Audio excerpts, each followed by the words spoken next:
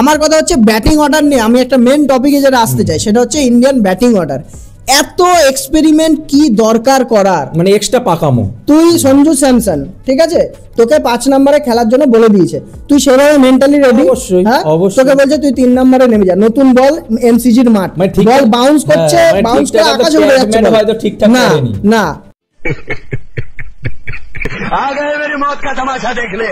যে কি ওকে আগে বলে দিল, ও তো ম্যাচ ডেতেই জানে, ম্যাচ হ্যাঁ, হওয়ার হ্যাঁ, পরেই তো অবশ্যই, জানে। অবশ্যই। তাহলে এই জিনিসগুলো যদি হয়, কোনো একটা মানুষের মানে কোন যে কোনো mental- ব্যাটসম্যানের একটা মেন্টাল স্টেবিলিটি অবশ্যই, থাকে না। অবশ্যই, অবশ্যই। তাই তো এটা আমি 3 agree নম্বরে করছি। সঞ্জু স্যামসন নামছে, সূর্যা কুমার যাদব আগের দিন 3 নম্বরে নেমে কি সুন্দর খেললো, ওর বেস্ট জায়গা। আমরা হ্যাঁ। সবথেকে ভালো পারফরমেন্স সূর্যা কুমার যাদবের ওই জায়গাতেই দেখেছি।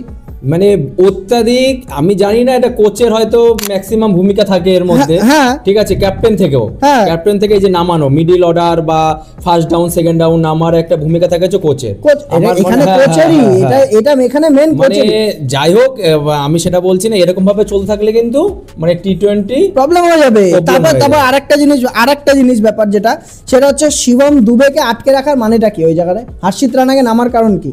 মানে হর্ষিত রানা কি খেলা দেখাবে, এর জন্য গৌতম গম্ভীর কিছু ট্রাই করছে মানে ওই প্রথম একটা জিনিস বলে দিয়েছে যে কি বোলিং অলরাউন্ডার। হ্যাঁ, আরে ভাই সাহেব, ছোটবেলা থেকে সিলেকশন যেটা নিয়ে আমরা একটা কিছু বলতে চাই সেটা হচ্ছে টিম সিলেকশন যা করেছে। আর্শদীপ সিং ইন্ডিয়ার হাইয়েস্ট উইকেট টেকার টি20-তে। আর্শদীপ সিং টিমে নেই কেন? 100-র উপরে 100-র উপরে উইকেট, বুমরারও উপরে উইকেট। অবশ্যই। আর্শদীপ সিং এত কম টাইমে আর কি করবে যার জন্য ও টিমে চান্স পাবে? আর কি করবে?